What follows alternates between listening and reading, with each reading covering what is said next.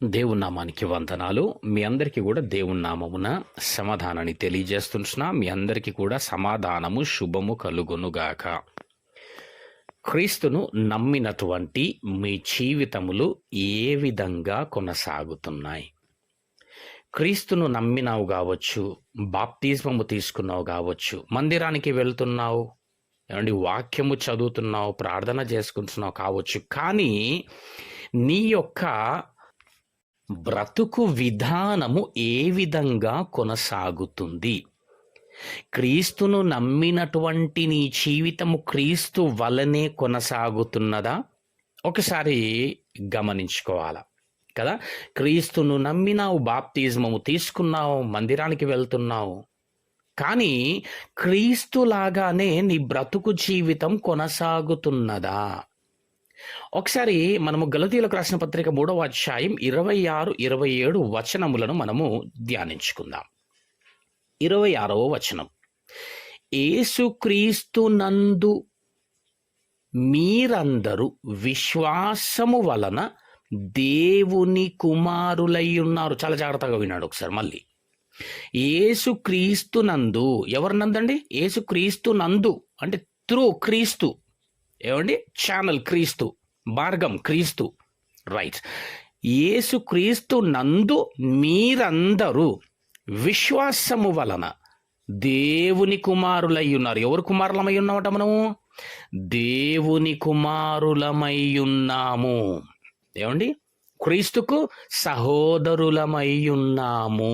దేవుని నామానికి స్తోత్రములు. క్రీస్తు ద్వారా మనము దేవుని కుమారులమనబడతాం.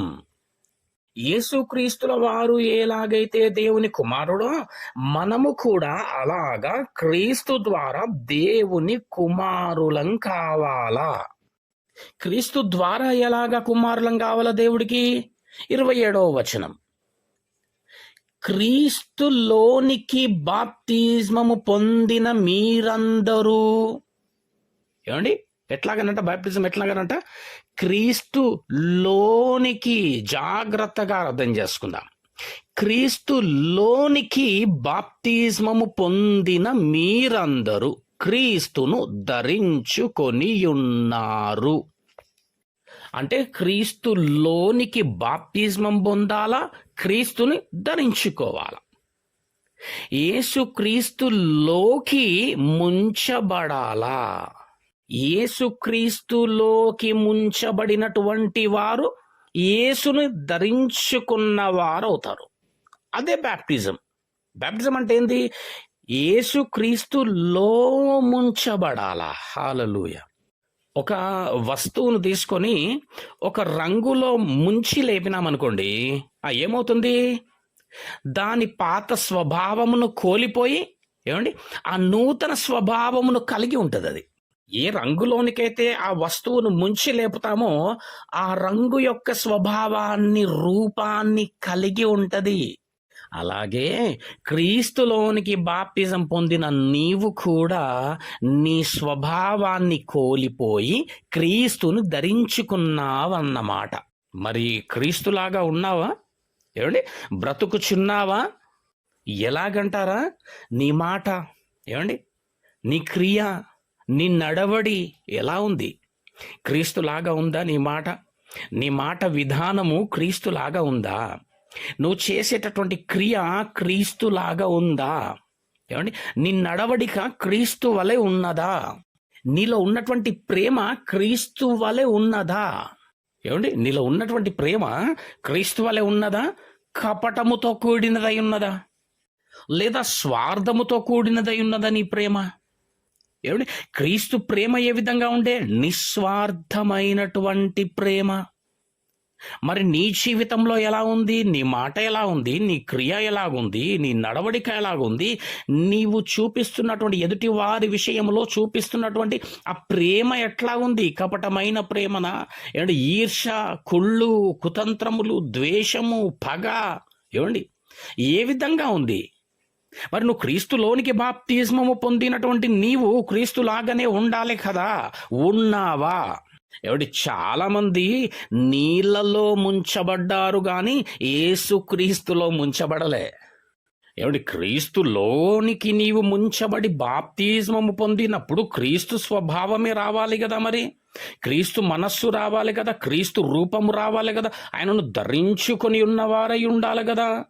మరి ఎక్కడా ఎందుకు ఆ విధమైనటువంటి స్వభావం లేకుండా పోయింది? నీళ్ళలో ముంచబడ్డావు అంతేగాని క్రీస్తులో ముంచబడలే.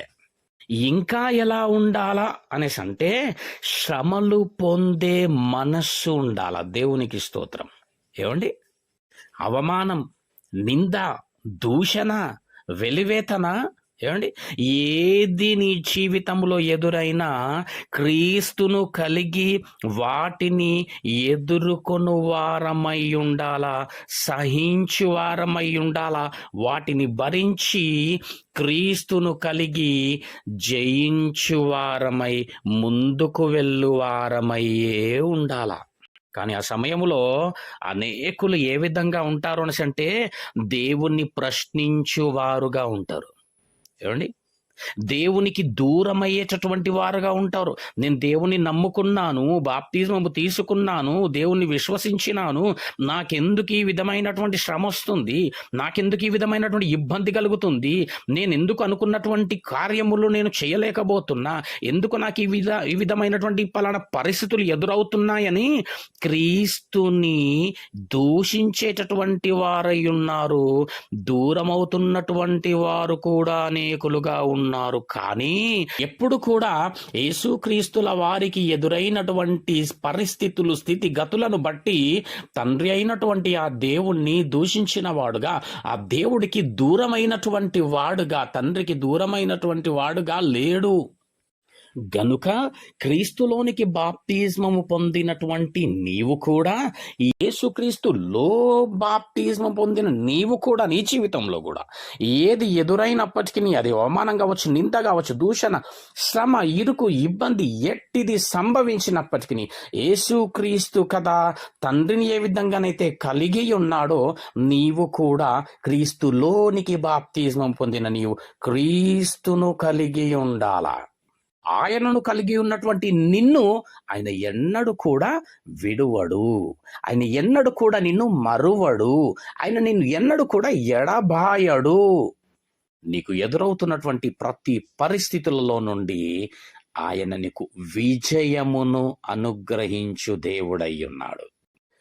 కాబట్టి నీవు కలవరపడక, భయపడక, క్రీస్తులోనికి బాప్తిజమము పొందిన నీవు క్రీస్తును ధరించుకొని ఉన్నావా అనునది నిన్ను నీవు పరీక్షించుకొని విశ్వాసమునందు బలపడి ధైర్యముగా ముందుకు వెళ్ళు.